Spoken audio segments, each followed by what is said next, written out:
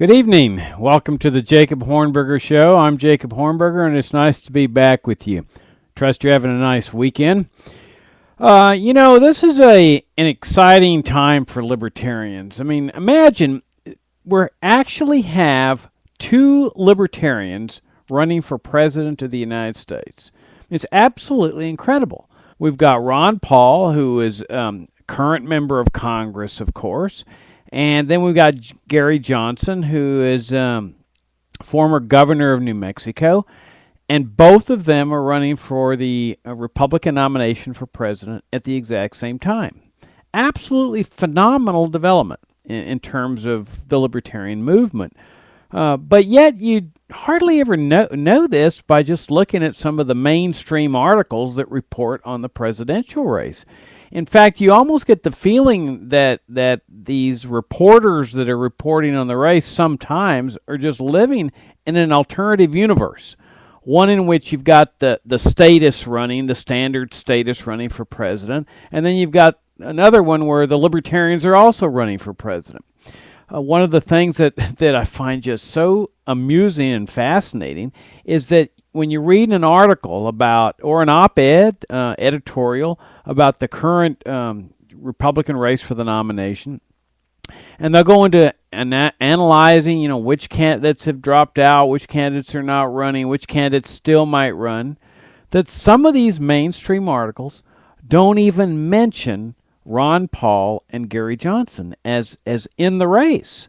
I mean, I find this absolutely incredible.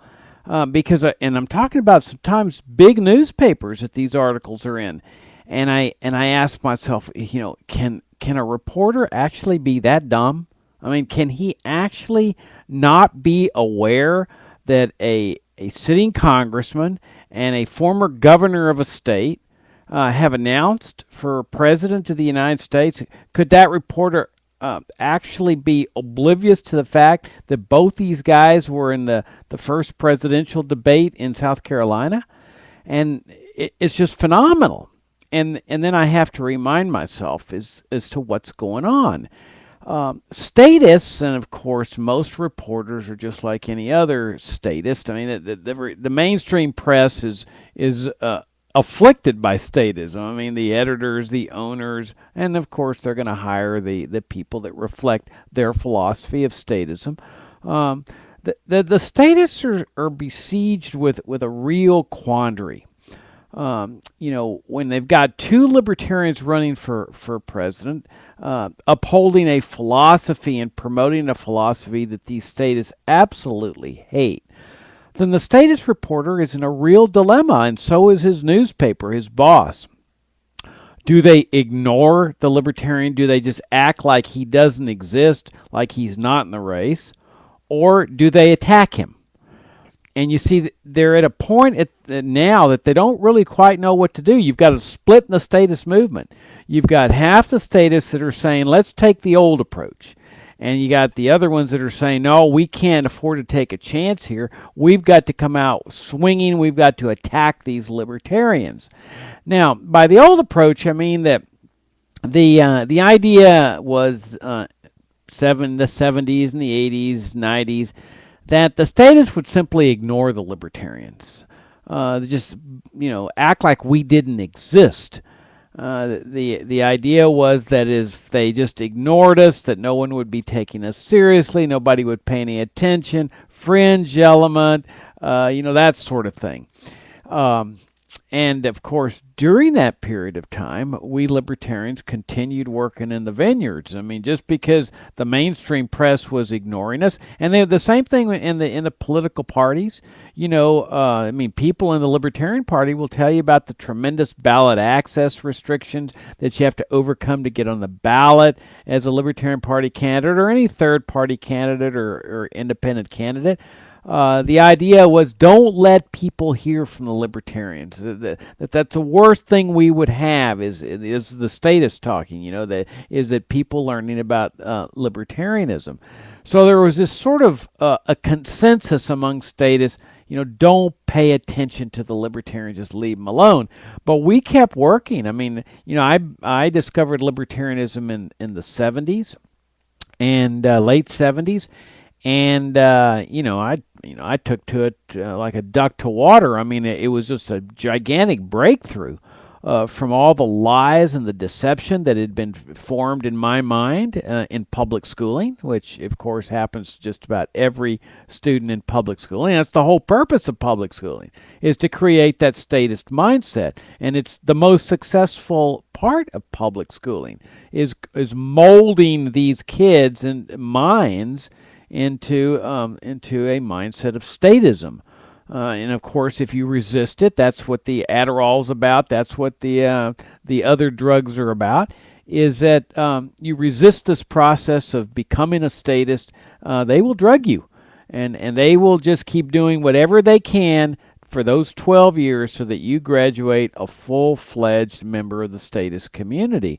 And I was one of them, and I don't make any bones about it. They were successful with me. I going in as a toddler at 6 years old. How do you know any better, And then they just, mold your mind time, year after year, day after day, doing your little Pledge of Allegiance, which, of course, was written by a socialist. And they won't tell you that either. And so you come out of this thing a full-fledged statist, and then you go into college with mostly state-supported colleges, which they're going to be promoting the same statist idea. If they don't get their statist money, from the state.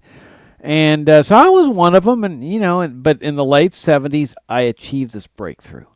And I realized the lies and the deceptions that had been, forming into my mind or, pushed into my mind since, I was 6 years old, and when they forced me into this system. And and it was the same with people, from the 50s and 60s, 70s, 80s, and 90s. We kept working. I mean, we kept studying. We kept going to seminars and conferences, and we would share our ideas with friends and neighbors, letters to the editor, talking to people. We were working underneath the radar screen. And no thanks to the statists who were saying, hey, don't pay any attention to them. But what the statists didn't realize is the tremendous influence that libertarians were having in causing other people to achieve a breakthrough. So that when you go from the 50s, 60s, 70s, 80s into the 90s, the number of libertarians just starts increasing. And as the mass gets bigger, it starts growing exponentially because you got more and more people that are out there talking about libertarianism, explaining to people why we're libertarians, writing articles, giving speeches, running for office, or whatever. That all of a sudden people started realizing, hey, even though we're officially ignoring them, even though we're putting up all these ballot access barriers, these libertarians are growing in prominence and influence. And most of all, our ideas were growing in prominence. I mean, I remember when I first started the Future of Freedom Foundation some 21 years ago, if I went on a talk show to talk about the drug war, I mean, the talk show host was inevitably a statist, and boy, he was really going to come after me, with the standard claptrap, that you get from the statists. Oh, you must favor drugs. Why else would you favor drug legalization? That kind of nonsensical type thinking that he got in public schooling because, they're not going to teach critical thinking there. So, here's the talk show host with the standard statist mindset. Well, I could light up all the phone lines on that guy's radio station just by saying, we need to legalize drugs, and here's the reason we need to legalize drugs. And all the phones would just light up because people were so outraged. I mean, oh my gosh, you want the whole society to go on drugs, as we were getting into the 90s, I couldn't do that anymore. The phones weren't lighting up anymore. Why? Because people finally had come around, by and large, to the idea that drug legalization was a legitimate libertarian position. I mean, that's the success we were having with the power of ideas. Now, that's not to say that everybody, automatically accepted the idea of drug legalization, but most everybody accepted that it was a legitimate, credible position that needed to be debated. Now, today, the numbers are incredible. I mean, I don't know what exactly they are, but, lots and lots of people are now saying the libertarians have been right the whole time. We need to just legalize drugs. You got presidents of Latin American countries. You got police officers, judges, federal judges. They're saying this thing's just a non-starter. It's bringing death and destruction. It's immoral and so forth. That's what libertarians have been able to accomplish, notwithstanding the fact that these statists, both in the the newspapers and the political arena and so forth, are saying don't pay attention to the libertarians. So, in a sense, the libertarian movement is partly responsible for the rise of Ron Paul and Gary Johnson. In other words, this foundation has been built in the intellectual arena that is they're sort of riding this wave, but it's reinforcing, because what Ron did in the campaign 4 years ago is that he also, on top of this wave, starts generating a lot of discussion and controversy and debate and so forth about libertarian principles. And then that causes people to look into this philosophy, including many, many young people, as you all know. And all of a sudden, you've got on this base, it's getting churned and then added to with all the new people that Ron Paul is bringing into the campaign by virtue of his positions on foreign policy. That famous exchange with Giuliani, where Giuliani takes the standard statist position on foreign policy of, the terrorists come and they just hate us for our freedom and values, and Ron says, the reason they came over here to kill us is because, our government's been over there killing them. They were retaliating. And Giuliani and the rest of his little statist cohorts up there were shocked and outraged, because in their mind, if you criticize the government, that makes you, an unpatriotic citizen, a bad person. And of course, Ron's position is, no, the real patriot takes on his government when his government's in the wrong. Well, this caused a tremendous, discussion about libertarian and libertarianism and Paul's campaign, and that got people's attention, that caused them to start looking at libertarianism. And now this time around, Ron's running again, and you've got Gary Johnson joining him in this race. So it's absolutely amazing. You got two libertarians that are going to be churning it up, themselves talking about libertarianism, libertarian positions, that is going to cause more attention to be drawn, which is likely to cause more people to achieve the kind of breakthrough that I achieved in the late 70s, and the kind of breakthrough that I know most libertarians can point to in their lives. And this is what scares the statists. You see, this is what scares the statists, that there's two of them out there. I mean, here they are in these presidential nominating debates. One of them talks about, dismantling the empire. And when the Giuliani statist types come back and say, I'm shocked, you're criticizing the government's our God, the government's our daddy, don't criticize our government. All of a sudden you've got another libertarian coming at him from another direction and saying, hey, we're not talking about, criticizing God or daddy, because government shouldn't be our God or daddy. What we're talking about is individual liberty and putting this country on the right track. So they got they could have a little twosome going in these debates, which is very, very exciting for libertarianism. But now, what happens with the mainstream press? Well, they're not in an enviable position, because remember, these are the people, the statists, that want the libertarians to be ignored. And, they can mock their arguments, but that doesn't work anymore, because both Johnson and Paul are very eloquent exponents of libertarianism, very knowledgeable. Ron's written a bunch of books, and Johnson was governor of the state for 2 terms. So these guys can defend their positions. They're not subject to being mocked, and in fact can take anybody apart. So the mainstream statist reporter, He's in a dilemma. What does he do? If he ignores them, which some of them are still doing, you read the analysis, look for this. When you see the analyses of who's in the Republican race, who's going to join, who's not, and so forth, notice that some of them don't even mention the name Ron Paul, don't even mention the name Gary Johnson. That's because they are scared to death. Now, on the other side, you've got the statists who are saying, look, we can't afford to do this strategy anymore. The libertarianism's gotten too popular. People are joining the movement. We need to now start attacking. we need to start showing people, this is a bad philosophy, that this is going to cause, widespread suffering, and this is a anti-poor people philosophy, and so forth. And so they're going on the attack. Well, this also provides a tremendous opportunity for libertarians. I mean, this is what I'm saying. They're in a really bad position, these statists, because when they attack, what they end up doing is letting people know what libertarians believe in, right? I mean, if you're going to attack them, assuming you state their position correctly, and many of these statists don't understand libertarianism, some of them do distort the position, but assuming they state the position correctly, well, that's an opportunity for somebody to be looking out and reading and saying, hey, that's the way I feel. I need to check out what libertarianism is all about.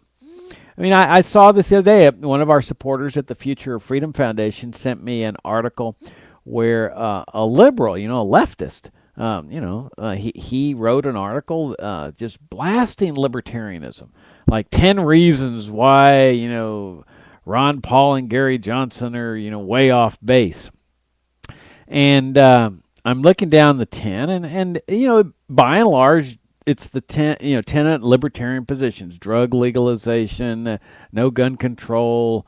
They're not as hardcore on Medicare and Medicaid as I would like it, but I mean they're essentially setting out this libertarian paradigm, and I'm looking at this and just laughing, because I'm thinking, how many people on this leftist website might say, hey, now that's really interesting, because that's the way I feel. I need to check out these two guys. I need to check out libertarianism. And so you see, that's what comes with the attack. Now, this also provides an opportunity for us libertarians. Now, how is that? Well, here you've got statists that are, well, let me stop for a moment. What am I talking about when I say a statist? What do I mean by that? I'm talking about, a conservative or a Republican, a liberal, or a leftist. I mean, those of you who've been listening to this show, you know that I put them all in the same barrel. I mean, there's no difference between a liberal and a conservative. Now, that in their minds, there's a difference. You see, in all these little debates and stuff, especially before the internet, they used to have control over the op-ed pages of the papers. I mean, they still do by and large. But once the internet came along, they lost control over what people read, what people study, and so forth. And so beforehand, they could maintain this little facade of, left versus right. This is a big debate in America, the left versus the right. And whenever you had a liberal marrying a conservative, the mainstream press would go gaga and say, how are they going to get along? And, imagine their dinner chats. And, this is all just nonsense. Because there was no difference in philosophy between the liberal and the conservative that were getting married or whatever. They both were committed to statism. Now, what is statism? Well, statism is where a person looks to government to be their caretaker. That they look on government as their daddy or their mommy, or in a worst case, even their God. I mean, they practically worship the government. Why? Well, the government provides for their retirement, right? I mean, this is what statists believe, that I have a right to retire, and the government has a duty to support me in my retirement. And, of course, they block out of their minds where the money's coming from. They always say, no, I put it in. I have a right to get it back. Duh. The money's not put in some retirement account like your IRA, dude. It's being taken from the young people of this country, most of whom are having a terribly difficult time starting out in life. But the statist says, I don't care. I don't care. Those people that are now dead, those old people, they did it to me, and I got a right to do it to the young people of this country, including my children and my children's generation, their friends. That's their tough luck. And if they're having a hard time raising a family or buying a house, that's their problem. They'll be able to do it to the young people when they get old. And that's the attitude, that government is there to take care of people, to provide for people, to provide for their retirement so old people can go out and, do their golf games or whatever, And same with Medicare and Medicaid. I mean, this is health care, right? The government has a duty to take care of my health care. Yeah, because, health care is a right. And, of course, who's paying for this thing? Somebody else through the force of government. And in other words, the IRS is going out and taxing people's income, or the Social Security Administration taxing a large portion of people's income, or when they die, a large portion of their inheritance, and they're using this money to take care of people. And this is what statists believe, that this is the role of government. And both liberals and conservatives believe this. Now, you've got food stamps. They both believe in them. Now, granted, sometimes conservatives will say, no, I think we need to eliminate food stamps. And what's the other favorite one? The funding for the arts, NPR. Oh, I'm in favor of abolishing funding for the NPR. You hear conservatives say that, right? But I'm talking about not differences on particular programs. I'm talking philosophy here. That philosophically, conservatives, Republicans, liberals, Democrats, they believe that it is the role of government to take care of people. You've got, farm subsidies, all right? They both believe in farm subsidies. Education grants, right? Funds for your community, where they give money out to your local congressman, and he comes, build a community center, or a bridge or something, and the congressman goes back home, and all the gaga press, goes crazy about him and says, we have an effective congressman. And that's their measure of whether the congressman's effective or not, is how much of this federal money he brings to his district. Because it's all free, you see. But we all know it's not free. It's everybody trying to get in, or the people that are trying to get the money are trying to get into the pockets of the people who have the money. I mean, it's just plunderbund system where everybody's trying to live at the expense of everyone else, as Frederick Bastiat, the French free market economist, pointed out, 100 years ago, that this is a plunder system, a looting system. It's called statism. It's a system where people use the state to live at the expense of everyone else. In the process, government is taking care of people. Education. I mean, there's your classic example. And I'm not just talking about federal aid to public schooling. Now, conservatives sometimes object to that. Not very often, but they used to. Like when Ronald Reagan called for an end to the Department of Education. Well, they don't do that anymore. But Reagan did, and but he couldn't bring himself to just say, ditch public schooling entirely, have a free market in education. Why? Because the statists believe that this is the role of government. They may not believe it's the role of the federal government, but if they don't, then they think, well, but it's at least the role of the state government or the local government. It's the role of government to take care of people, to educate the young, and provide health care for the old, and retirement for the old, and farm subsidies for the big farm agricultural corporations, and bailouts. I mean, you like these Wall Street bailouts? That's statism. It's the idea that the government should be used to take care of people. And here we're talking about rich people. But you see, the philosophy is the same. Yeah, the bailout people were rich, big corporations and so forth. They made some bad calls on the investments, but hey, we're going to make them whole. We're going to keep them rich. That's the job of government, to take care of people. This is statism, okay? Now you see it everywhere. I mean, we live in an age of statism. We've been born in this age, and none of us asked for it, but here it is. I mean, we were born and we were raised in it. Now, what's interesting is, of course, is that, what do they teach in those public schools? They teach that this is all freedom, right?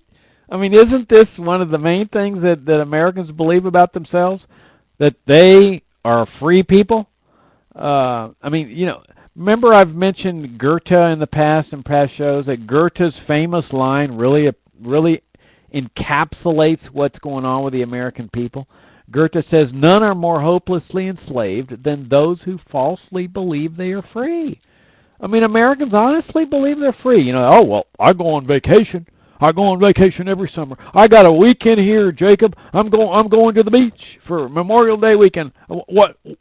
what better freedom than that, right? I mean, that's their concept of freedom. And why? Because they've been molded into this statist mindset that statism is freedom. Statism is freedom. Hey, they do the same thing in Cuba. They do the same thing in North Korea. If you went to North Korea and you asked the average North Korean, are you free? They would say, of course we're free. And I saw it with respect to Cuba. You know, many years ago I traveled to Cuba and I met with the Cuban official in the what is the counterpart to the embassy there, the I forget what it's called, the interest section there, and Cuban interest section. And I asked him, is it okay to talk to people about getting on the streets, get their honest appraisal of the Cuban system? And he looked at me just totally disgusted and said, of course it is. That you will find that people in Cuba are freer than they are today. And he really believed it. You know, he really believed it. There's no doubt in my mind he believed it, just by his demeanor. Now, the people on the street, they knew better. I mean, when I talked to them. But that's the average American. I mean, he believes that public schooling and Medicare and Medicaid and Social Security and bailouts and stuff, all of which, by the way, they have in Cuba, you know, Department of Education, public schooling. They got free public schooling all the way through college.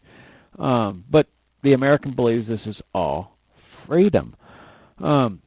So that's the big obstacle, of course, you know, is how do you overcome the mindset that believes in statism and believes that it's freedom. And it's one thing to say, yeah, I know it's socialism, I know it's interventionism, I know it's imperialism, but I believe in it and I like it.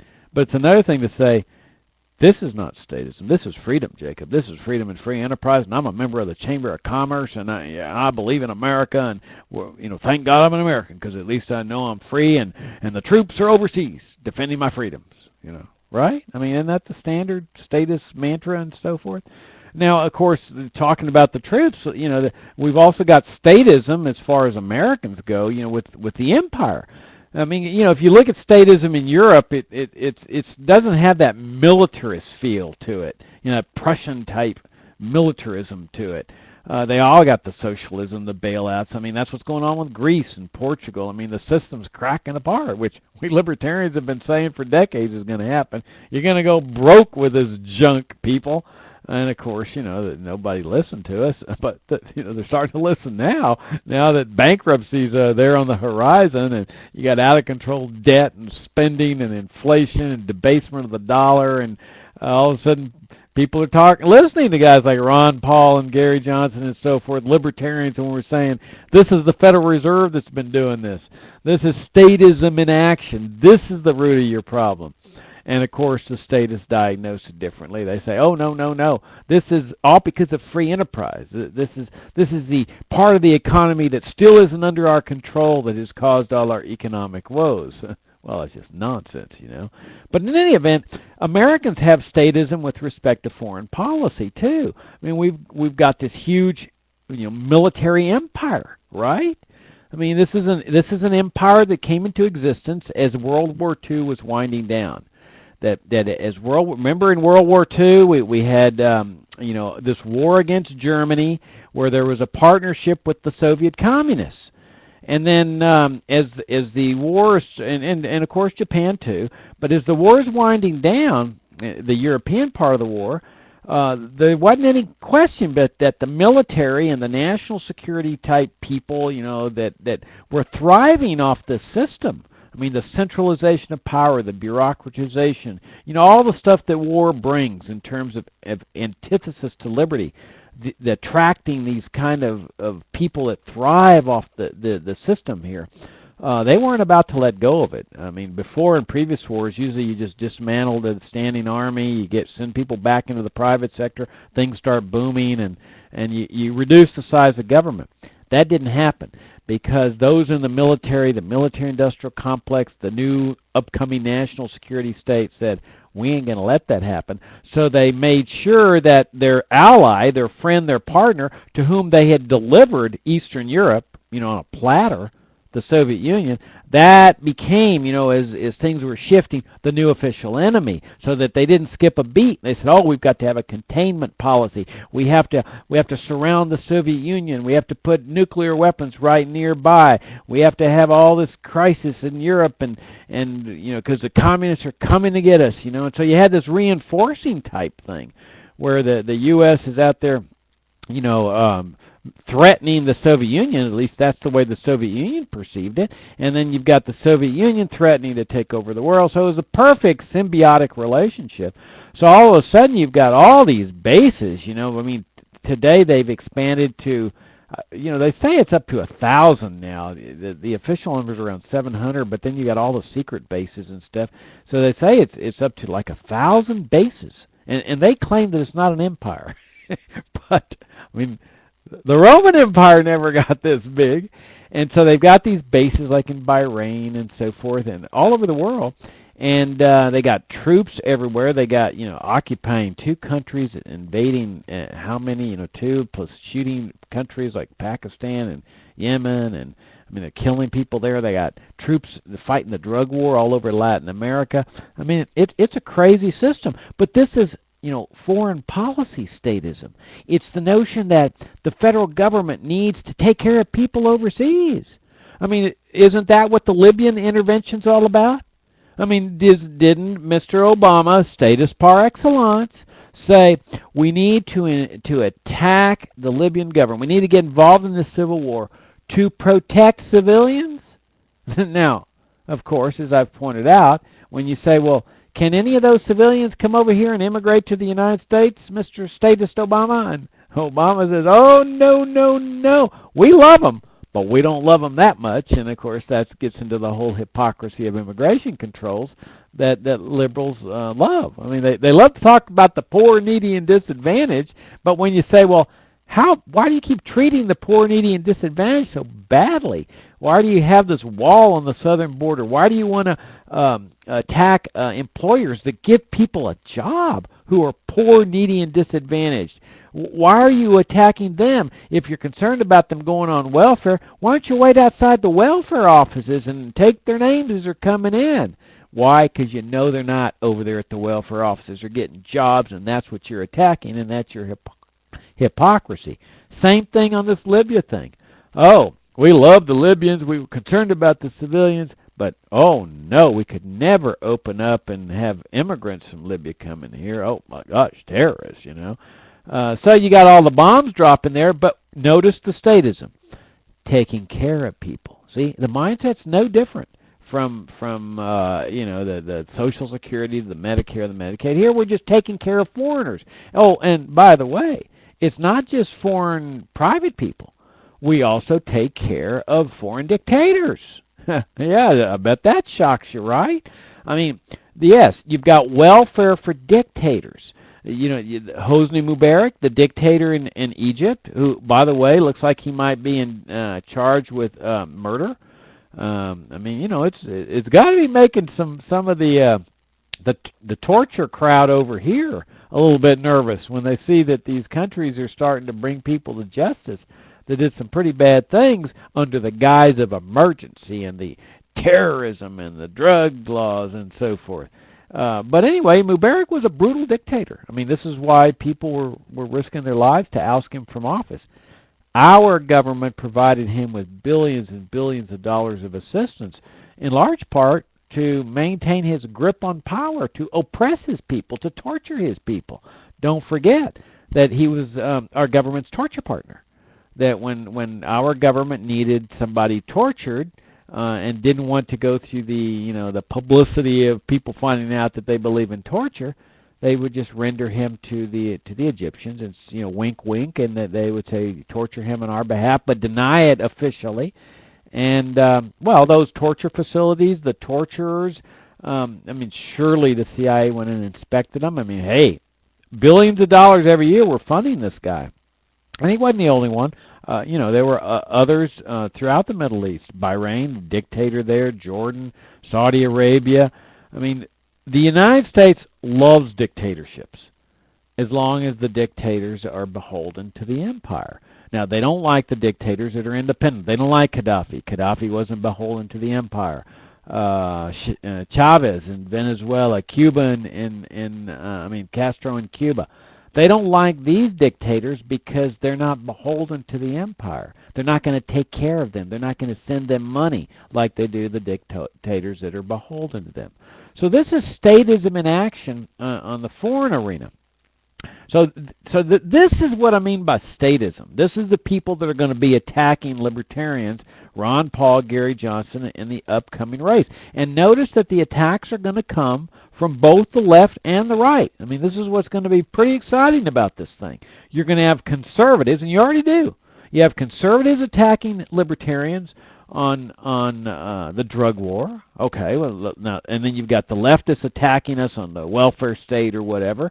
And then both are going to be attacking on foreign policy. And so maybe this is a good time to refresh what we libertarians believe in, why our philosophy is so different from statists. I mean, for me, I don't see any difference. When I see a liberal or conservative, to me, they're just, flip sides of the same coin. In the political arena, the Democratic and the Republican parties, to me, they're two wings of the same party, the statist party. It's like, the NFL. The NFL is one league, right? And it's divided into two conferences. Well, that's the way they have it here in the political arena. It's one party. I mean, it's essentially a monopoly party. It's really no different from the Communist Party in China. It's one party. And they pretend that there's, other parties can compete and so forth, but it's nonsense. It's just a charade. It's a hypocritical charade. We know about the ballot access restrictions. Do you know that here in Virginia, very rarely will you ever see a third-party candidate or an independent running for statewide office. Why? Because you need so many signatures. And it's worse than that. It's not just the 10,000 valid signatures, which is an enormous burden. You really got to get about 20,000 because they're going to knock out half of them as being invalid. But you've got to get them spread out over the state. So, it's the perfect racist solution. If you don't want any poor inner-city blacks to run for statewide office in Virginia, you couldn't devise a better mechanism except to just outright prohibit, say no blacks from the inner cities are going to be permitted to run for a statewide office. Because a poor black guy that wants to run, let's say, on the drug war, doesn't have much money, but believes, that the drug war should be ended because, we all know that the drug war falls disproportionately on people in the black community. He's going to have to go in some pretty ritzy white districts across the state with his friends, maybe not well dressed, put a clipboard with a petition saying, would you sign my petition? And he's going to have to find a place. It's extremely difficult to find a place because most stores won't let people petition for signatures out there. And so, hey, big surprise. You never see any inner city blacks or poor people running for statewide office here. It's a rigged game. It's a monopoly party. And they don't technically say that third parties and so forth are prohibited, but they make it so burdensome. And then you got campaign restrictions like how much people can donate. The reason that Gene McCarthy did so well against Lyndon Johnson in that New Hampshire primary in 68 or 67 was because he had some very rich donors who believed against the war and were willing to fund him. They saw that. The statists saw the threat that an upstart could have with big money coming from few people. And so they eliminated that. They limit the campaign contributions now. And so the parties benefit because they have a wide base of support. But the insurgent candidate, he's out of luck.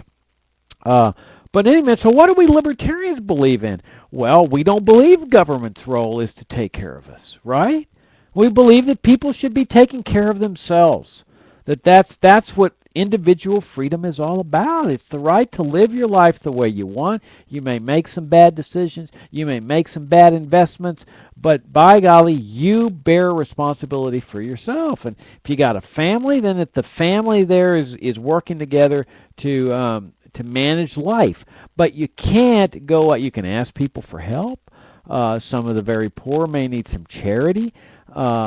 Poor people may need some free medical care. The doctor is going to have to be expected to provide some free medical care, but all voluntary, you see, because we don't believe it's immoral to use force against another human being to get his money from him to feather our nest, no matter what the cause. I mean, if, my sick mother or grandmother or whatever needs an operation, I can't just go out and hold somebody up and say, here, let me take your money from you.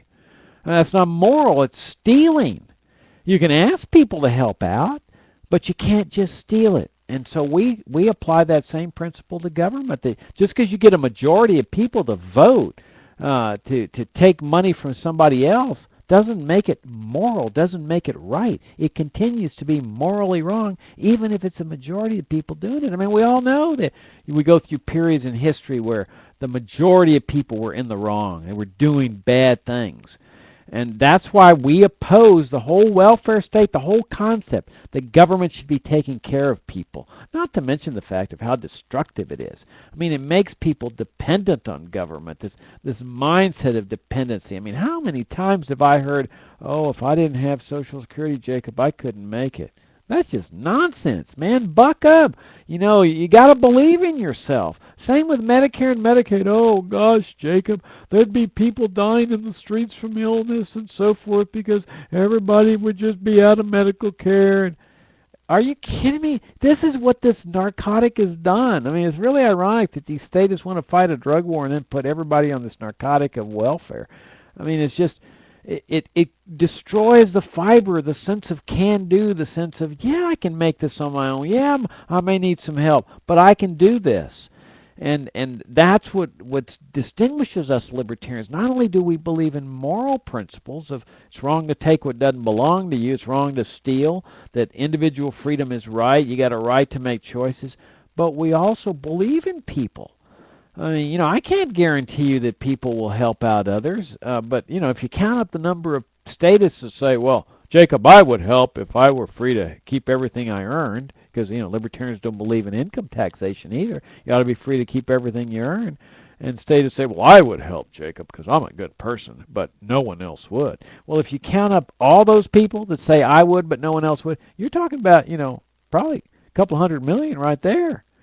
But I mean, so we believe in a way of life where you believe in yourself, where you believe in others, and for those of you that believe in God, you believe in God. I mean, this is what free will is all about. God trusts us with this freedom to make choices, but then we get Caesar involved and punish people for making the wrong choices, and so you end up with this totally warped, distorted system, which, by the way, produces some real rotten fruit.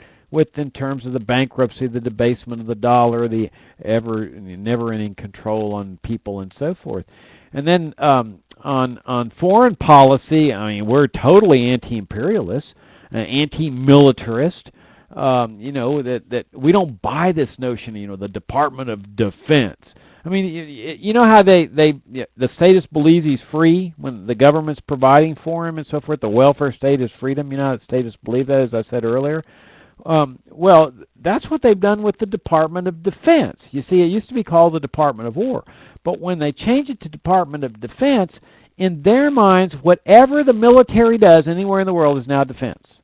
Because, you see, there's nothing wrong with defending yourself. I mean, if a thief comes into your house and a robber or a murder or whatever, you got a right to defend yourself. You got a right to defend your house and your property and so forth. Nothing wrong with self-defense. A nation has a right to defend itself when it's under an attack.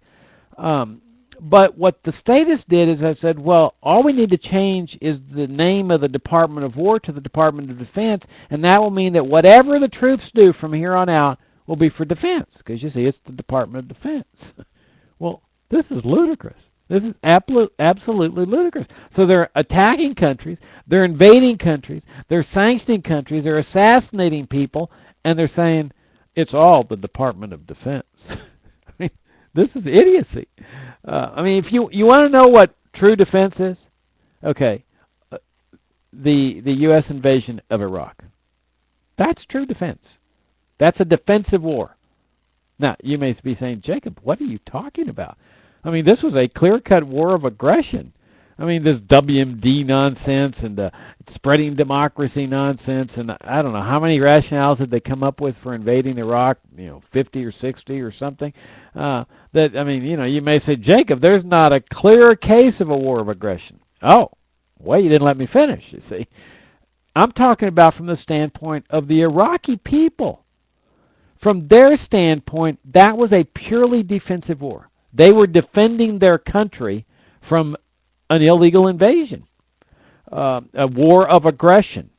And so that's what defense is when your country's attacked by another country, the armed forces of another country. You have a right to defend yourself. I mean, that's just standard, one of human nature 101. And but what the statists have done is they said, oh, well, no, because it's the Department of Defense. And therefore, you've got all these imperial bases. You've got invasions of Afghanistan, Iraq, attacks on Yemen. It's defense. Well, libertarians would just dismantle all that. Bring the troops home from Iraq, from Afghanistan. All they're doing is making things bad for us. That's all they're doing. I mean, it's we need to point that out here on Memorial Day. The troops are making things bad for us. They need to be brought home.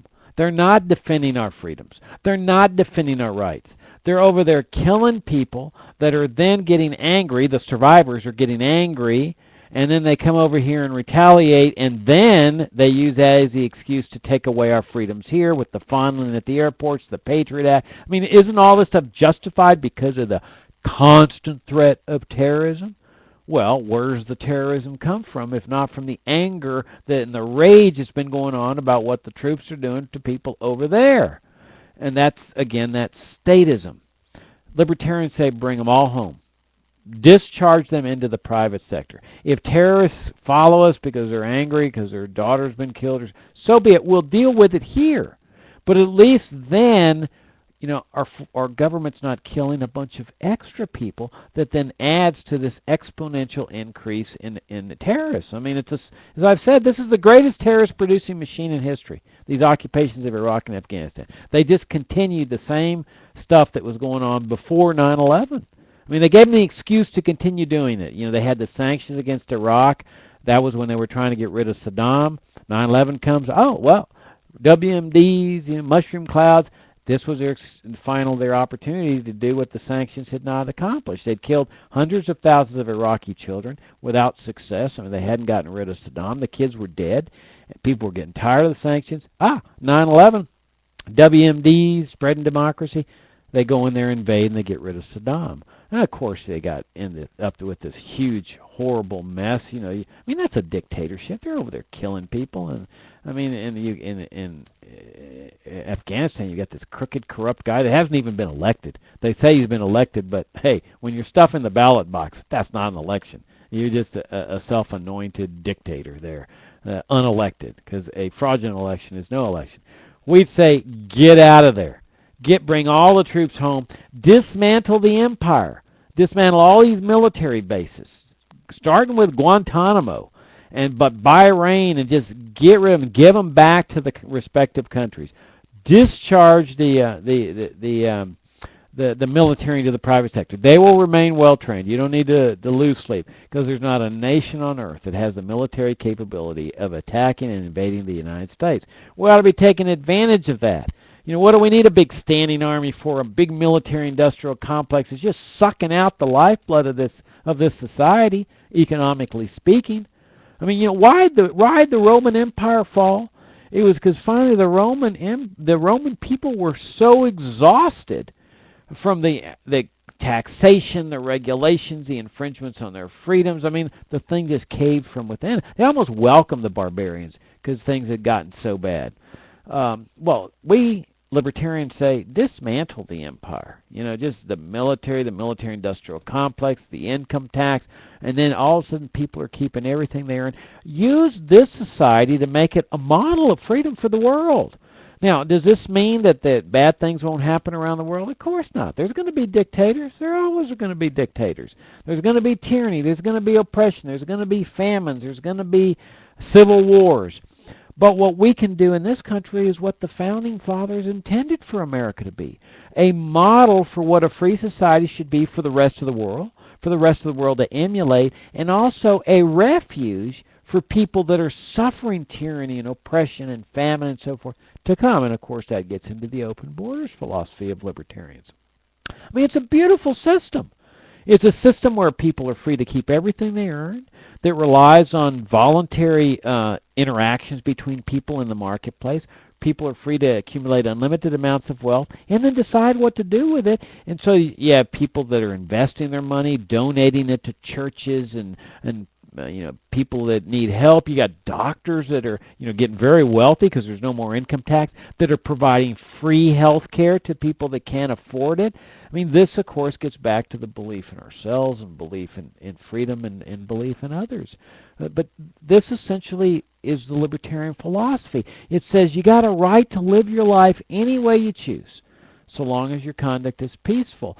But it holds that you can trust people to live their lives out in a way that it makes a situation, the outcome, so beneficial that you can't even imagine how beneficial it is before you do it.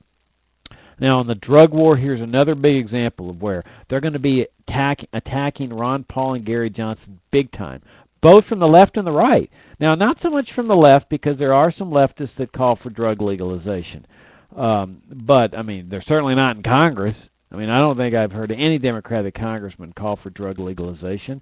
And of course, the conservatives are just horrible on this issue. Well, with some exceptions. Okay, you've got the late Bill Buckley. He finally saw the light and said enough's enough. And there may be more and more conservatives seeing the light. I mean, with 45,000 people dead in Mexico in just the last 4 or 5 years alone, when President Calderon ramped up the drug war in full cooperation with the U.S. I mean, the U.S. officials were eating it up. The military was involved. Boy, he'll be the model of how you crack down in the war on drugs. 40 to 45,000 people dead later. I mean, this is just horrendous. So, but you're going to see attacks from both the left and the right. And why? We libertarians believe in ending prohibition. It didn't work with booze. It hasn't worked with illicit drugs. It'll never work. All it does is enrich the cops that are out there, stopping people on the highways and stealing their cash and saying, if you don't like it, sue us. And of course, nobody sues, or very few people sue. So it's a big money raiser for the cops. And they confiscate people's cars. They're driving around in nice cars. And I mean, it's just a big money maker. You got bribes going on too. Who knows how many judges and prosecutors and law enforcement agents are on the take? Everybody's making money, or not everybody, but there's a lot of people making money off the drug war. We libertarians say enough's enough. We've had 40 years of this junk. End it. We've been saying this for 40 years. End it. And so you're going to see some attacks there. Now, all of this, the attacks that are going to come on Ron Paul and Gary Johnson, are a tremendous opportunity for libertarians. I mean, this gives us a chance to bring our philosophy out to the forefront. And this gets now to methodology of, what do we do as libertarians? How can we seize upon this, those of us that are out in the non-political sector, the sector that's not running for office? Well, we need to be, prepped for this. I mean, this is where, education comes in, self-education, studying, reading, getting better acquainted with libertarian principles, because people are going to start talking about it. And when they talk about it, then you have an opportunity to share libertarian principles. Now, there's some libertarians that believe that we can convert these statists. And to a certain extent, they're right. I mean, some statists are convertible. But I've gotten to the point where I'm not encouraged that your standard statist is convertible. I think they're incorrigible. I mean, like this guy that wrote this article attacking Ron Paul and Gary Johnson, he listed 10 things. I'm reading this and I'm saying, okay, he's listing libertarian principles, but man, he hates them. I mean, I'd be wasting my time trying to convert a guy. He clearly knows what the principles are, and he says, I don't like them. And so they're incorrigible. I mean, it's sort of like in their DNA. You go into Congress and look at some of these statists, you're not going to convert them. So what are we doing? Well, I've gotten to the point where I think we're finding libertarians. We got to find the libertarians, or the people that are seeking the truth, that are exploring, that feel that something's not right in America, that this really isn't freedom, that something's not right, something's not clicking, and all of a sudden they look at libertarianism and they say, oh, well, yeah, this makes total sense. Those are the people we're looking for. Because as we mount up our numbers, as this mass starts getting larger and larger and larger, what happens is you finally reach a critical mass that then overcomes the statists, the liberals, the conservatives, and so forth. They can't stop because they can't stop this mass because it's reached this critical level. I mean, you see this in firms. The firm guru, the management guru, W. Edwards Deming used to talk about this. That in changing the philosophy of a firm, you reach a small number of people and they start growing, and you finally reach a critical mass where everybody just stops resisting. They go, and everything just shifts, and that critical mass can be less than a majority. So that's what, in my opinion, we need to be doing here in this campaign. Those of us out here is capitalizing on this environment in which people are going to be discussing libertarianism, attacking libertarianism, and even ignoring libertarianism. And that gives us an opportunity to poke fun at the mainstream statist reporters for being ignorant, for not knowing that there's two libertarians in the race, and poking and prodding them into realizing that doesn't work anymore. So you got to come out in the open and take us on directly. And then, as we expound these libertarian principles, we share our philosophy with our friends, our neighbors. Running for office, you want to join Paul and Johnson and run for office, fantastic. You want to write letters to the editor, fine. You want to talk to somebody in the line at the grocery store, but this is our opportunity. I mean, I've never seen so much talk about libertarianism. I've never seen so many articles with libertarian positions. Those of you that subscribe to our email update, we have a daily FFF email update. If you're not subscribing, you need to be. I mean, we strive to make this, and we have for many years, the finest daily libertarian editorial op-ed page on the internet. I mean, every day you get 10 articles, and I think people that have been reading this for a long time know that we're getting articles out of the mainstream press and so forth that are about as libertarian as you'd see coming out of a libertarian seminar or conference. Which means what? It doesn't mean that the newspapers are owned by libertarians, or that the op-ed writers are libertarians, or the editorial board, but they're taking libertarian positions. We're able to find every day 9 or 10 articles that are very, very libertarian in nature, and we have for years. Well, this means that libertarianism is percolating.